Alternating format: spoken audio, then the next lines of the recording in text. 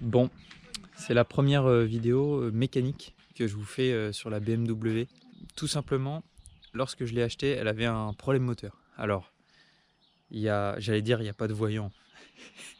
Ça reste une BMW avec des trucs désactivés pour faire du drift, donc il y a forcément des voyants. Mais là, voyant moteur, on n'a pas un constant et j'ai un petit boîtier pour lire les défauts et j'ai pas de défauts qui remontent plus que ça. Alors j'ai des défauts de capteur, de sonde lambda, mais c'est normal, c'est la deuxième sonde lambda, je rentre pas dans les détails, mais c'est normal d'avoir le code défaut sur ma voiture. Donc, je n'ai pas de code défaut. J'ai fait un test de compression, j'ai trouvé des compressions excellentes pour mon moteur, donc ça vient pas l'étanchéité moteur.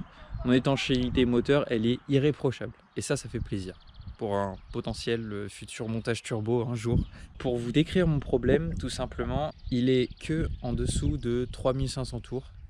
Et quand je viens mettre pied plancher, tout simplement, bah la voiture, elle se met en marche dégradée, on a l'impression.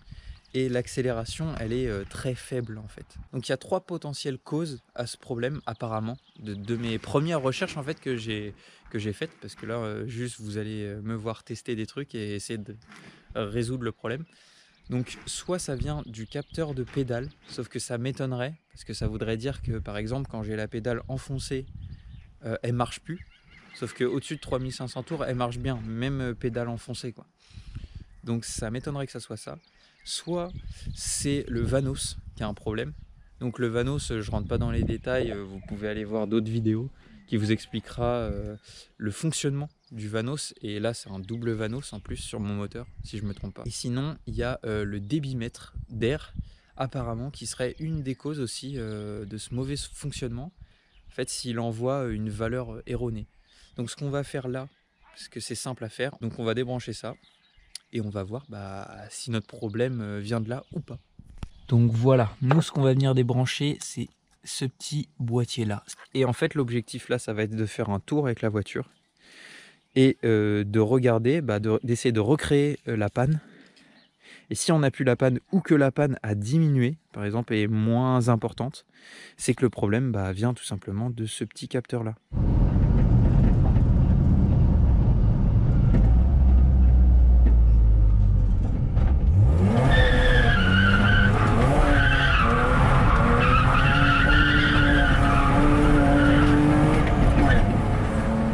Du coup, c'est bizarre les gars, parce que j'ai débranché, rebranché le débitmètre, donc ce que je vous ai montré. Le but, c'était de rouler déjà débitmètre branché pour pouvoir recréer le problème et après le débrancher pour voir si ça changeait quelque chose. Sauf que là, je roule et je n'ai pas réussi à recréer le problème.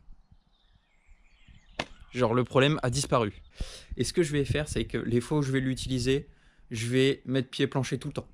Qu'importe le régime, pied plancher.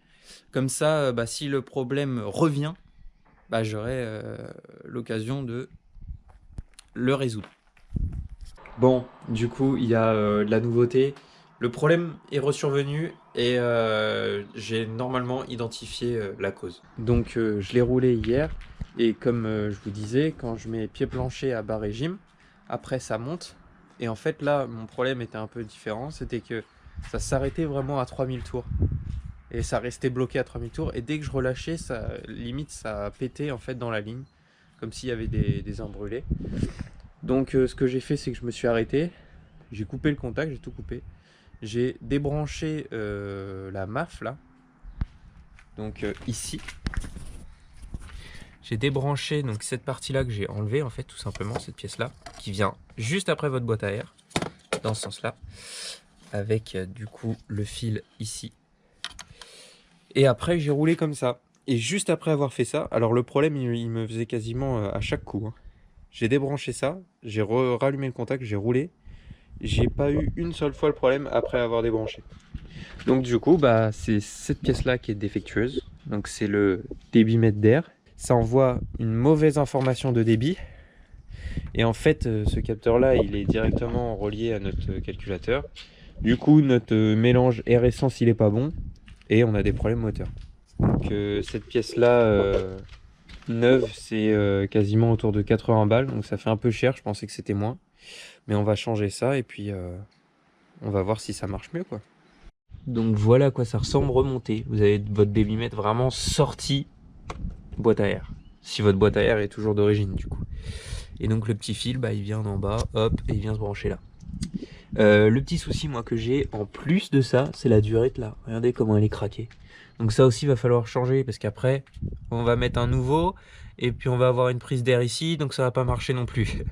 Donc va falloir bah, aussi changer ces durites là.